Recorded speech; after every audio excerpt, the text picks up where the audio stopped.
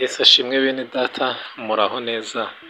Nagiye kubereza ikaze mu mwanya w'ijambo ry'Imana. Reka dutangire dusenga. Mana yacu y'urukundo rwinshi, tuguhaye ikaze muri uyu mwanya ngo uzuganire natwe icyo watugeneye. Mwuka wawe wera duhishurire icyo watugeneye uyu munsi, ndetse anatubashishe gusohoza ubushake bwawe binyuze mu ijambo ryawe. Tubisabye twizeye mu izina rya Yesu, amen.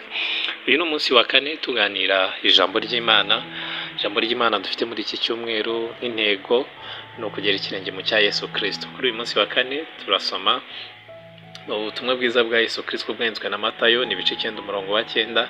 Igihe Yesu Kristo yahamagaraga umugabo witwaga Matayo, haranditse ngo Yesu avayo akigenda abona umuntu witwaga Matayo yicaye aho yakoresherezaga ikoro, aramubwira ati nkurikira. Arahaguruka aramukurikira. Imana itugirire neza. Turacyari kuri ya ntego yacu yo kugera ikirenge mu cya Yesu Kristo. Uko Yesu yahamagaye Matayo ni ishusho y'uburyo Yesu ahamagara abantu bose, abantu n'abandi bigishwa bose yahamagaye. Yarababwiraga ngo nkurikira. Yabasangaga aho bari akabahamagara, yamara kubahamagara akabasaba yuko bamukurikira. Ndagira ngo nkwibutse yuko kuba warakira Yesu Kristo nk'umwami n'umukiza ntabwo bizavuye ku gushaka kwawe, oya, nta nubwo ari ibintu byaturutse mu gisekuru. Ni umuhamagaro w'Imana. Imana yaguhamagariye kuza kwakira agakiza.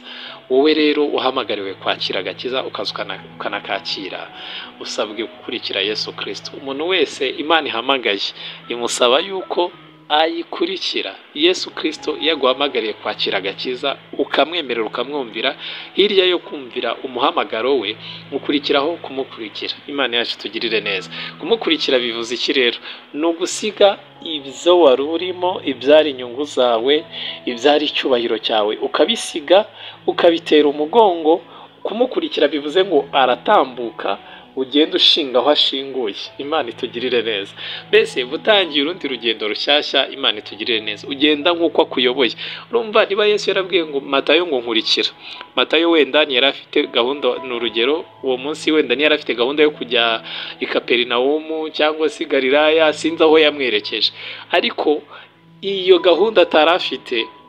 Donc wenda we yari afite gahunda ze, avuga ati ndabyuka njye mu kazi. Urumva yari umukoresha w'ikoro, agiye gukoresha iby'imisoro, narangiza wenda ace mu isoko ahahe atahe. Iyo yari yo gahunda ya Matayo. Ariko none umwami Yesu Kristo amuhamagaye, atandukana na gahunda yari afite, orere yari afite uwo munsi, atangira kugenda kuri orere ya Yesu Kristo. Imana itugirire neza. Orere yari yipangiye, iri mu nyungu ze, iri mu bushake bwe, arayiretse kubwo kumvira umuhamagaro wa Yesu Kristo. Agiye akurikiye Yesu, bivuze ngo agiye kugenda kuri orere ya Yesu. Ibikorwa yari yapanze, Matayo ibikorwa yari yapanze biri mu nyungu ze arabiretse, ahisemo kujya gukora ibiri mu nyungu za Yesu Kristo, ibyo Yesu Kristo yapanze. Imana itugirire neza. Mwifurije kumvira Yesu Kristo. Wowe wemeye kwakira agakiza, emera unamukurikire, ushinge aho ashinguye. Imana itugirire neza. Gukurikira Yesu uko narimvuze ngo nugusiga byose, ntago ari ukuvuga ngo uva mu kazi ngo reka gukora, oya, ahubwo icyo bishatse kuvuga urugendo rw'ubuzima bushyashya ugiye gutangira kugenda. Ubuzima bwawe buraza gukomeza, ariko urugendo rw'ubuzima bwawe, bwa buzima bwa buri munsi, none ugiye gutangira urugendo rushyashya rwo kubaho ubuzima. Donc urugendo rwawe rw'ubuzima ugiye kurutangira mu cyerekezo cya Yesu Kristo, mu cyerekezo cyungura ubwami bw'Imana, aho kuba icyerekezo cyungura ubwami bwawe. Matayo uyu nguyu turi kuvuga mbere yari afite inzira y'ubuzima bwe, icyerekezo cye nyine nk'uko nahoze mbivuga, afite orere we yapanze iri mu nyungu ze, arayireka. Ntabwo ubuzima bwe bwahagaze, ahubwo yatangiye ubuzima bushyashya burimo gukurikira icyerekezo cya Yesu Kristo. Yandi magambo urimo kunyumva, wakiriye agakiza, Yesu arashaka rero kumukurikira. Tera umugongo ibyari inyungu zawe, tera umugongo ibyari amahame yawe, tera umugongo ibyari icyubahiro cyawe, tera umugongo ibyari ya mateka yawe wajyaga wirata. Noneho uhindukirire Yesu Kristo, utangire ubuzima bushyashya bwo gukurikira Yesu. Noneho utangire ugende wirata amateka ya Yesu Kristo. Mbese nujya gufata ibyemezo by'ubuzima bwawe, we kwirefera ku mateka yawe, amateka yawe yatera umugongo, uhindukirira amateka ya Yesu Kristo. Aho kwirefera ku mateka yavuga ngo njye nabaye wonya, ngo nanyuze muri ibi n'ibi, ngo bigenda gutya, ngo ababyeyi banjye babayeho gutya, ibyo bitera umugongo. Ahubwo ufata imyanzuro wirefera ku mateka ya Yesu Kristo, uvuge ngo nta cyaha yigeze akora, kuko ariko Bibiliya ivuga. Uvuge ngo yabagaho gutya, fatira reference ku mateka ya Yesu Kristo. No muri iki gihe dusohoyemo, wibaza uti abaye ari we yabigenza gute, aka kazi ndi gukora yagakora gute, iyi serivisi ndi gutanga yayitanga gute. Ahari bino bintu bishobora kuza kuguhombya, Imana itugirire neza, bishobora kutaza kukungura, ariko it's okay. Ibyari inyungu zawe bitera umugongo, uhitemo inyungu za Yesu Kristo.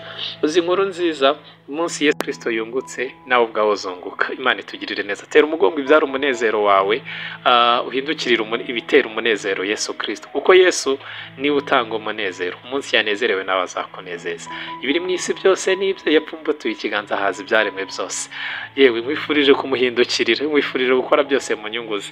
Umuhamagaro wahamagaye wo kwakira agakiza urakubwira ngo hirya yo kwakira agakiza tangira ubuzima bushyashya bwo kugera ikirenge mu cya Yesu Kristo. Tera umugongo ibyari inyungu zawe na orere zawe n'ubushake bwawe n'ibyo wagambiriye kugeraho, ahubwo ukurikire icyo Yesu Kristo aguhamagarira kugeraho.